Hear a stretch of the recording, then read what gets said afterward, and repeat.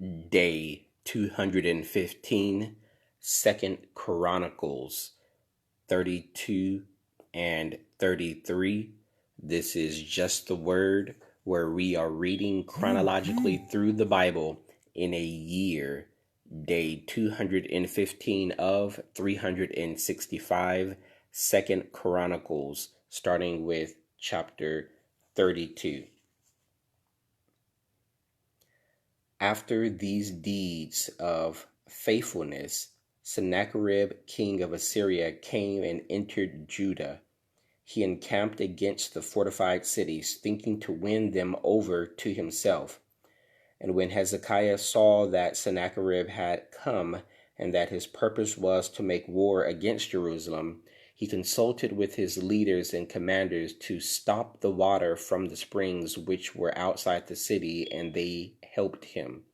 Thus many people gathered together, who stopped all the springs and the brooks that ran through the land, saying, "Why should the kings of Assyria come and find much water?" And he strengthened himself, built up all the wall that was broken, raised it up to the towers, and built another wall outside.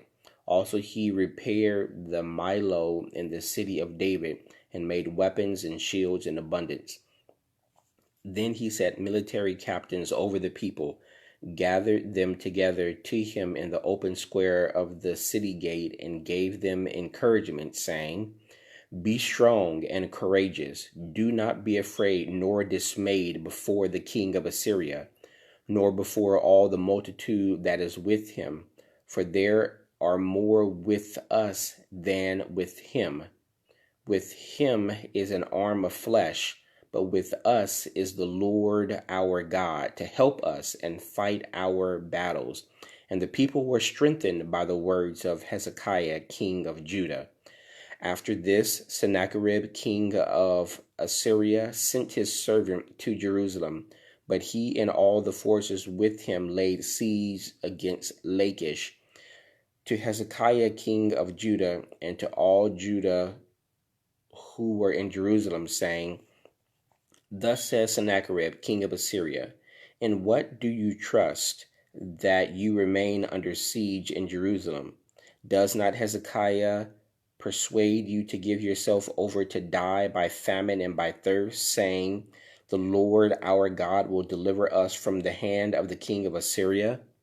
Has not the same Hezekiah taken away his high places, his altars, and commanded Judah and Jerusalem, saying, 'You shall worship before one altar and burn incense on it'? Do you not know what I and my fathers have done to all the people of other lands? Were the gods of the nations of those lands in any way able to deliver their lands out of my hand? Who was there among all the gods of those nations that my father utterly destroyed that could deliver his people from my hand, that your God should be able to deliver you from my hand? Now, therefore, do not let Hezekiah deceive you or persuade you like this, and do not believe him, for no God of any nation or kingdom was able to deliver his people from my hand or the hand of my fathers. How much less will your God deliver you from my hand? Furthermore, his servants spoke against the Lord God and against his servant Hezekiah. He also wrote letters to revile the Lord God of Israel and to speak against him, saying, "As the gods of the nations of other lands have not delivered their people from my hand, so the God of Hezekiah will not deliver his people from my hand." Then they called out with a loud voice in Hebrew to the people of Jerusalem who were on the wall, to frighten them and trouble them, that they might take the city. And they spoke against the God of Jerusalem, as against the gods of the people of the earth, the work of men's hands. Now because of this, King Hezekiah and the prophet Isaiah, the son of Amos, prayed and cried out to heaven. Then the Lord sent an angel who cut down every mighty man of valor, leader and captain in the camp of the king of Assyria. So he returned shamefaced to his own land, And when he had gone into the temple of his God, some of his own offspring struck him down with the sword there. Thus the Lord saved Hezekiah and the inhabitants of Jerusalem from the hand of Sennacherib the king of Assyria, and from the hand of all others, and guided them on every side. And many brought gifts to the Lord at Jerusalem, and presents to Hezekiah king of Judah, so that he was exalted in the sight of all nations thereafter. In those days Hezekiah was sick and near death, and he prayed to the Lord, and he spoke to him and gave him a sign. But Hezekiah did not repay according to the favor shown him, for his heart was lifted up. Therefore wrath was looming over him and over Judah and Jerusalem. Then Hezekiah humbled himself for the pride of his heart, he and the inhabitants of Jerusalem, so that the wrath of God did not come upon them in the days of Hezekiah. Hezekiah had very great riches and honor, and he made himself treasuries of silver, for gold, for precious stones, for spices, for shields, and for all kinds of desirable items, storehouses for the harvest of grain, wine, and oil, and stalls for all kinds of livestock, and folds for flocks. Moreover, he provided cities for himself, and possessions of flocks and herds in abundance, for God had given him very much property. This same Hezekiah also stopped the water outlet of Upper Gihon, and brought the water by tunnel to the west side of the city of David. Hezekiah prospered in all his works. However, regarding the ambassadors of the princes of Babylon, whom they sent to him to inquire about the wonder that was done in the land, God withdrew from him in order to test him, that he might know all that was in his heart. Now the rest of the acts of Hezekiah and his goodness, indeed, they are written in the vision of Isaiah the prophet, the son of Amos, and in the book of the kings of Judah and Israel. So Hezekiah rested with his fathers, and they buried him in the upper tombs of the sons of David. And all Judah and the inhabitants of Jerusalem honored him at his death. Then Manasseh his son reigned in his place. Chapter 33. Manasseh was 12 years old when he became king, and he reigned 55 years in Jerusalem. But he did evil in the sight of the Lord, according to the abominations of the nations whom the Lord had cast out before the children of Israel. For he rebuilt the high places which Hezekiah his father had broken down. He raised up altars for the Baals, and made wooden images, and he worshipped all the host of heavens, and served them. He also built altars in the house of the Lord, of which the Lord had said, In Jerusalem shall my name be forever. And he built altars for all the host of heavens in the two courts of the house of the Lord. Also he caused his sons to pass through the fire in the valley of the son of Hinnom. He practiced soothsaying, used witchcraft and sorcery, and consulted mediums and spiritists. He did much evil in the sight of the Lord, to provoke him to anger.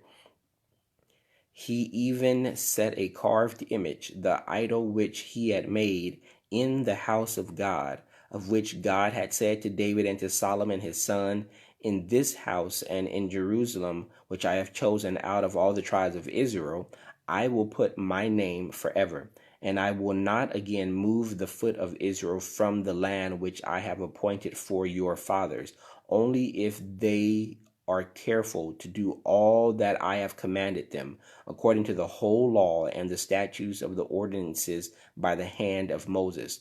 So Manasseh seduced Judah and the inhabitants of Jerusalem to do more evil than the nations whom the Lord had destroyed before the children of Israel.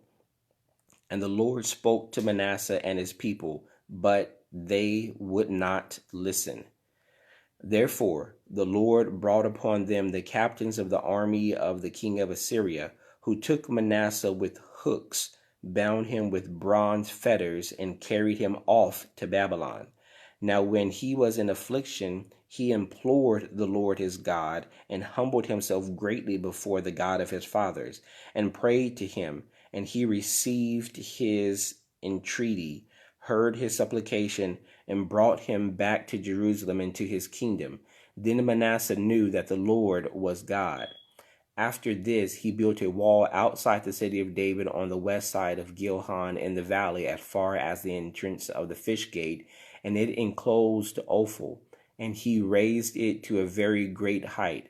Then he put military captains in all the fortified cities of Judah. He took away the foreign gods and the idols from the house of the Lord, and all the altars that he had built in the mount of the house of the Lord and in Jerusalem, and he cast them out of the city. He also repaired the altar of the Lord, sacrificed peace offerings and thank offerings on it, and commanded Judah to serve the Lord God of Israel. Nevertheless, the people still sacrificed on the high places, but only to the Lord their God. Now the rest of the acts of Manasseh, his prayer to his God, and the words of the seers who spoke to him in the name of the Lord God of Israel, indeed, they are written in the book of the kings of Israel. Also his prayer and how God received his entry, and all his sin and trespass, and the sites where he built high places and set up wooden images and carved images before he was humbled. Indeed, they are written among the sayings of Hosea. So Manasseh rested with his fathers, and they buried him in his own house. Then his son Amon reigned in his place. Amon was 22 years old when he became king, and he reigned 2 years in Jerusalem. But he did evil in the sight of the Lord, as his father Manasseh had done. For Amon sacrificed to all the carved images which his father Manasseh had made, and served them. And he did not humble himself before the Lord, as his father Manasseh had humbled himself, but Amon trespassed more and more. Then his servants conspired against him, and killed him in his own house. But the people of the land executed all those who had conspired against King Ammon. Then the people of the land made his son Josiah king in his place. May the Lord add a blessing to the reading of the word. That was day 215 of 365, New King James Version, 2 Chronicles 32 and 33.